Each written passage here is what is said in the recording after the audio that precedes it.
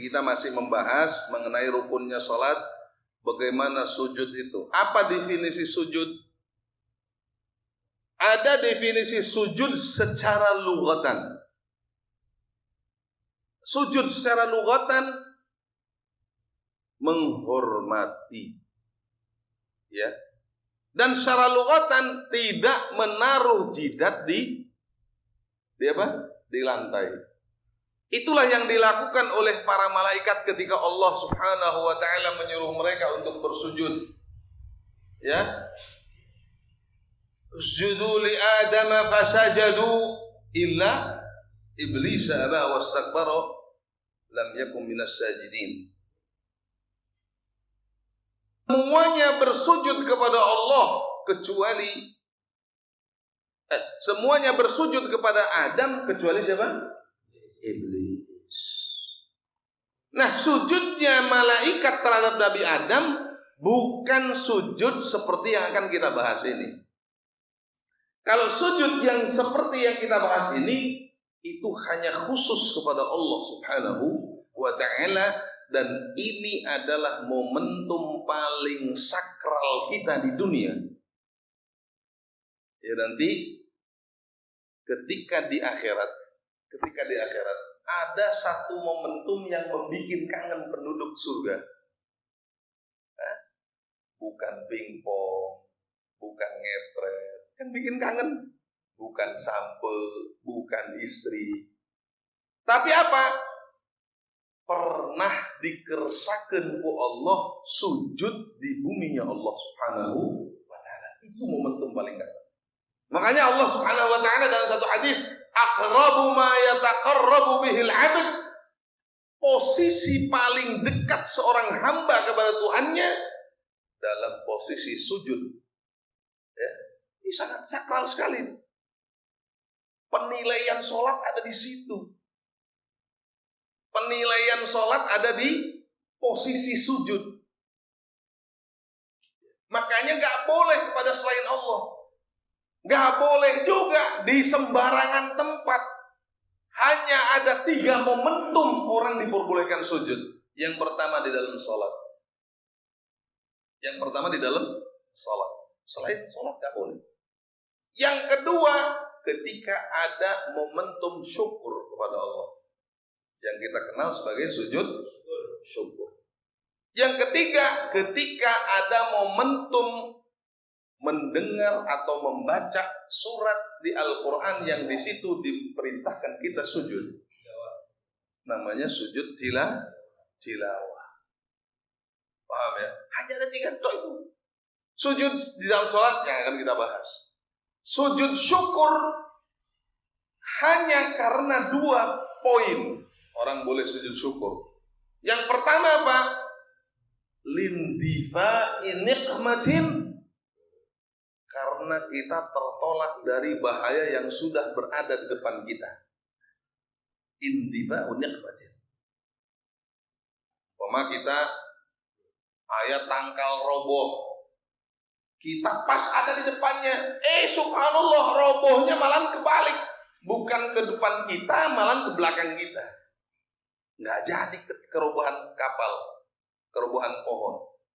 Maka disunnahkan kita untuk sujud.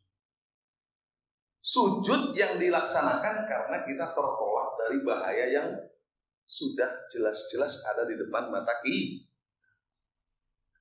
Yang kedua, sujud karena kita mendapatkan nikmat au hudusi ni'matin dhahirah, atau karena kita mendapatkan nikmat yang jelas ada di depan kita, yang luar biasa, yang istimewa, paham ya? Tapi kalau seumpama nikmat yang biasa aja, seumpama ada Pak Lurah gajian tanggal berapa Pak Lurah? Tanggal 2. Gajinya seberapa Pak Lurah? Rahasia.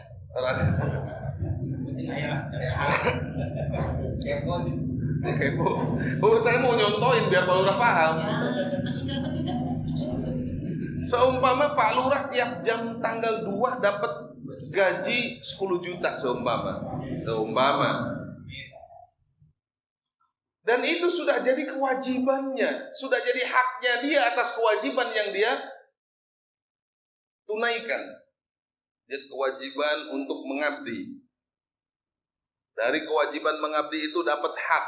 Setiap tanggal 2 dapat 10 juta. Ketika tanggal 2 ya nggak perlu sujud syukur. Orang itu udah kebiasaannya dia. Paham ya?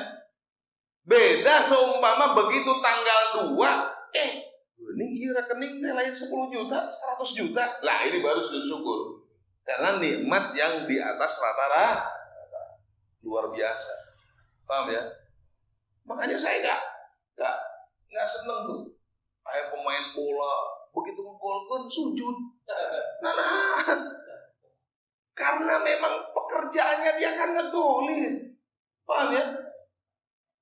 Kecuali seumpama ada pelatih tiba-tiba ngegolkan gol, nah itu sujud syukur gak apa itu, karena nikmat yang luar biasa. Ya, bukan pekerjaannya.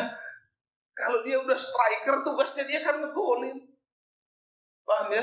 Jadi gak perlu sujud syukur, biasa aja. Paham ya? Paling ya alhamdulillah dapat nikmat gitu ya. Gak perlu sampai dilampiaskan dengan sujud syukur. Itu pun kadang-kadang dia nggak ngerti makna sujud, ya Allah. Kalau seumpama tahu makna sujud, bagaimana sakralnya sujud, sampai ada syarat harus suci lahirnya, harus ditutupi auratnya, harus itu sangat sakral luar biasa sujud ini. Paham ya? Nggak sembarangan. Kadang-kadang suka ada ibu-ibu ya, atau bapak-bapak juga saya suka lihat. Habis sholat, habis ngedoa, tiba-tiba sujud. Itu yang sujud naon kan? Hah? Saya sih suka husnudon pelurah. Husnudon naon? Jangan-jangan habis menang togel ya. Iya kan nggak ada lagi. Kalau habis sholat, boleh nggak sujud habis sholat? Nggak boleh. Hanya ada di 3 tempat tadi. Yang pertama di sholat, yang kedua di luar sholat, itu pun hanya ada di 2, yaitu di sujud syukur dan sujud tilawah. Selain 2 sujud ini gak boleh. Saking sakralnya sujud ya, spesial, gak boleh sembarangan ya. Saya suka lihat tuh, kadang-kadang habis ngedoa tiba-tiba sujud,